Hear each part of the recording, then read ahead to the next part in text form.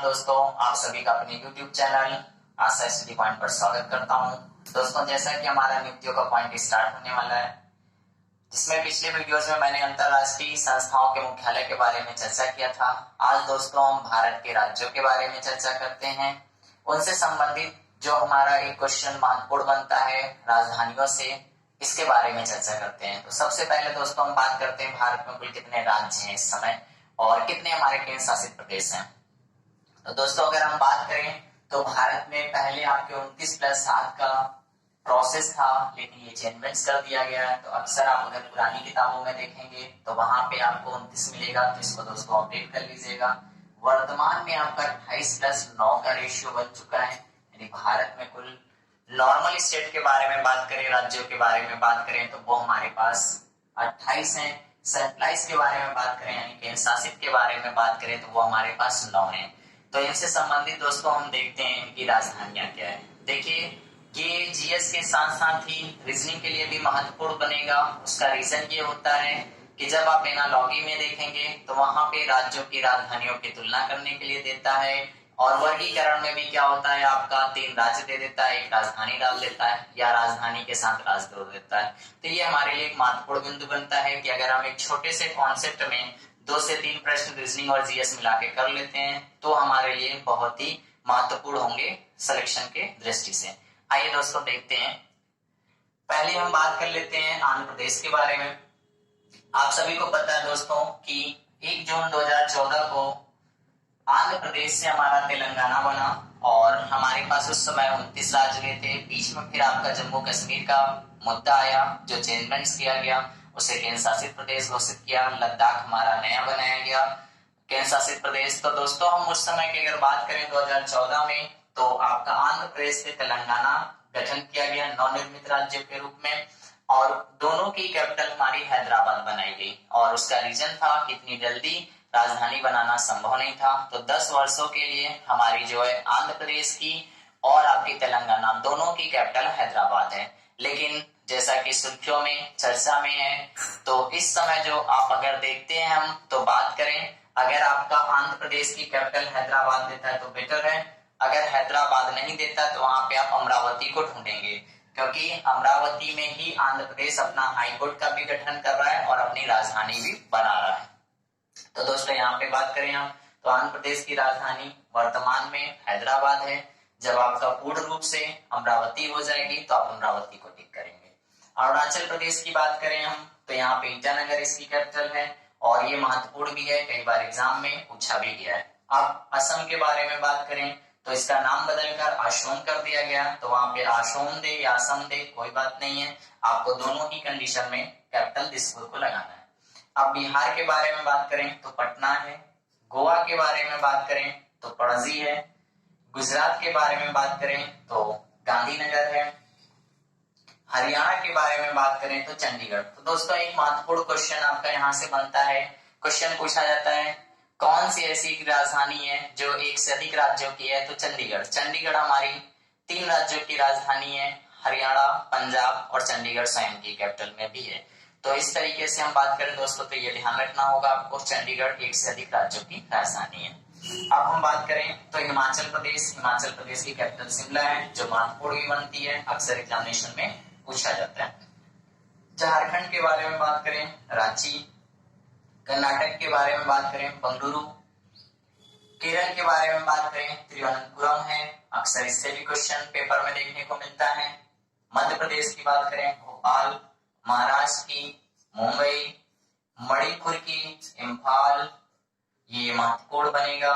और मेघालय की बात करें शिलोंग, ये भी इंपॉर्टेंट है। मिजोरम की बात करें आइजोल। नागालैंड की बात करें कोहिमा। तो दोस्तों ये 4 तो आपको बिल्कुल डेफिनेटली तैयार करना है, यानी जितने भी मैं स्टार्स बना रहा हूँ इनको ज्यादा फोकस करिए। वैसे तो हम भारत के सभी हैं, भारत के सारे राज्यों के बारे में हमें पता होना चाहिए कि उनकी राजधानी कहाँ पे है। क्षेत्र की दृष्टि से हम बात करें तो किस तरफ हमारे पढ़ते हैं दिशाओं में, जैसा कि ज्योग्राफी की क्लास में संदीप सर ने आप लोगों को हर समय जब भी पढ़ाया तो डायग्राम के माध्यम से बताया, और जगह जगह पर उन्होंने बताया ये हमारे पूर्वोत्तर राज्य हैं, ये हमारे पूर्व के राज्य हैं, पश्चिम के राज्य हैं। तो इतनी सारी इंफॉर्मेशन आपको ध्यान रखना होगा। अब दोस्तों हम बात करें तो उड़ीसा की कैपिटल के बारे में बात करें तो भुवनेश्वर है। उड़ीसा मिले या ओडिशा मिले, दोनों ही बात एक है। पहले इसको हम उड़ीसा लिखते थे, अभी इसकी चेंज करके नाम कर दिया गया ओडिशा। तो कोई अंतर नहीं पड़ता, पेपर में देखिएगा ये शब्द है या ये शब्द है। वैसे ज्यादातर अगर नई किताबों से पेपर का अरेंजमेंट किया जाएगा तो अपडेट एग्जामिनर क्या होगा, नए ही शब्दों का प्रयोग करता है। तो चलिए आगे हम लोग बढ़ते हैं। इसके बाद हम बात करें पंजाब की, चंडीगढ़ है। अब देखिए मैंने आपसे कहा था, यहाँ पे आपने देखा क्या, हरियाणा की भी कैपिटल चंडीगढ़ है और पंजाब की भी चंडीगढ़ है। अभी हम आगे चर्चा करेंगे, चंडीगढ़ की स्वयं कैपिटल चंडीगढ़ है। तो कंफ्यूजन नहीं होना चाहिए कि नहीं चंडीगढ़ की कैपिटल कैसे 2-3 जगह लिख गई है, वो है एक से अधिक राज्यों की राजधानी हो सकती है। अब इसके बाद बात करें तो राजस्थान की जयपुर है। चलिए दोस्तों आगे हम देखते हैं, सिक्किम जो महत्वपूर्ण बनता है। सिक्किम की कैपिटल आपकी गंगटोक है। ये अक्सर एग्जामिनेशन में आप देखते हैं आ जाता है, रेलवे का एग्जामिनेशन है आपका या फिर एसएससी का आपका 10+2 एग्जामिनेशन है। इन सब में इन सब राज्यों की कैपिटल्स बार बार पूछी जाती हैं। अब हम बात करें तमिलनाडु की तो चेन्नई है और छत्तीसगढ़ की बात करें हम तो रायपुर है। तेलंगाना की बात करें तो हैदराबाद है। जैसा कि मैंने आपको अभी बताया कि 2014 में आंध्र प्रदेश से तेलंगाना का गठन किया गया, तो हैदराबाद जो भाग है वो आपका तेलंगाना में चला गया, जिसकी वजह से क्या तेलंगाना ने अपनी कैपिटल हैदराबाद बनाई है और आंध्र प्रदेश जो अपनी कैपिटल बनाएगा वो अमरावती को बनाएगा। अभी वर्तमान में अगर आपसे पूछा जाता है तो आप हैदराबाद ही लगाएंगे दोनों ही राज्यों की। अब त्रिपुरा की बात करें दोस्तों तो अगरतला है, इंपॉर्टेंट बनता है। उत्तर प्रदेश की बात करें तो लखनऊ है। उत्तराखंड की बात करें तो देहरादून है और पश्चिम बंगाल की बात करें तो कोलकाता है। तो इस तरीके से दोस्तों आपने देखा कि हमने 28 राज्यों के बारे में और उनसे संबंधित राजधानियों के बारे में चर्चा किया। अब हम केंद्र शासित का वीडियो देखते हैं, यानी केंद्र शासित प्रदेशों में कौन सी राजधानियां हमारी महत्वपूर्ण है और वो हमारे कौन से केंद्र शासित प्रदेश हैं जो आपके पहले 7 थे, अब हमारे 9 हो गए। तो वो 2 कौन से बड़े हैं और उनकी कैपिटल्स क्या है। आइए दोस्तों केंद्र शासित प्रदेशों के बारे में हम चर्चा करते हैं कि देखते हैं इसमें क्या क्या परिवर्तन हुआ है, कौन से हमारे नए जुड़े हुए हैं और क्या कैपिटल है हमारी। अब पहले दोस्तों हम बात करें केंद्र शासित प्रदेशों के बारे में और उनकी राजधानियों को। केंद्र शासित प्रदेशों के बारे में बात करें तो वर्तमान में संख्या इनकी 9 है और इसके बाद हम देखते हैं कि इनसे रिलेटेड कौन कौन से मान। चलिए देखते हैं, यहाँ पे अंडमान निकोबार द्वीप समूह काफी महत्वपूर्ण है, बार बार पेपर में टकराता है। तो इसकी कैपिटल के बारे में बात करें तो पोर्ट ब्लेयर है। अब इसके बाद चंडीगढ़ देखिए, यहाँ पे फिर से एक बार है, मैंने कहा था कि चंडीगढ़ स्वयं की कैपिटल भी चंडीगढ़ है, पंजाब और हरियाणा की भी कैपिटल चंडीगढ़ है। तो वर्तमान में बात करें तो एक से अधिक राज्यों की राजधानी कौन सी है तो चंडीगढ़ है। अब दादरा और नागर हवेली के बारे में बात करें तो इसकी कैपिटल आपकी सिलवासा है, ये भी महत्वपूर्ण बनता है। दमन और दीव के बारे में बात करें तो कैपिटल आपका दमन है। लक्षद्वीप की तो बहुत ही महत्वपूर्ण है दोस्तों, इसको तो बार बार आप ध्यान रखें क्योंकि ये सब ऐसी राजधानियां हैं जो अक्सर एग्जामिनेशन में आ जाती हैं और जब एग्जामिनेशन में आ जाती तो हमें क्या करना होगा, इसका सही आंसर लगाना होगा। क्योंकि ऑलमोस्ट जो हमारे कॉम्पिटिटिव होते हैं यानी कैंडिडेट्स, उन सभी को इन चीजों का विशेष ध्यान देना रहता है उन्हें कि एक प्रश्न हमारे लिए पेपर में कितना महत्वपूर्ण है। तो जो सभी सही करते हैं वो तो कतई गलत ना करें आप। जैसे कभी कभी लगता है अरे राजधानियों में क्या रखा है, हम टिक कर लेंगे, बट पेपर में कंफ्यूजन आ गया तो गलत हो जाता है। तो यहाँ पे हम बात करें लक्षद्वीप की कैपिटल तो कावारत्ती है।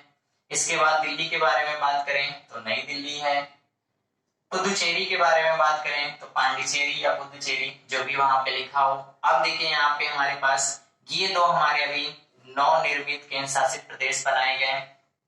जम्मू कश्मीर हमारा जब धारा 370 लगी हुई थी तो विशेष राज्य के दर्जा के तहत तो इसे राज्यों में ही रखा गया था, लेकिन जब 370 धारा हटा दिया गया तो जम्मू कश्मीर से ही लद्दाख के भाग को भी अलग करके उसको 2 केंद्र शासित प्रदेशों के रूप में घोषित कर दिया गया, जिससे वर्तमान में अगर हम बात करें तो हमारे राज्यों की भी संख्या कम हुई यानी 29 से 28 हो गई और केंद्र शासित प्रदेशों की संख्या हमारी बढ़ गई, 7 से कितनी हो गई, 9 हो गई।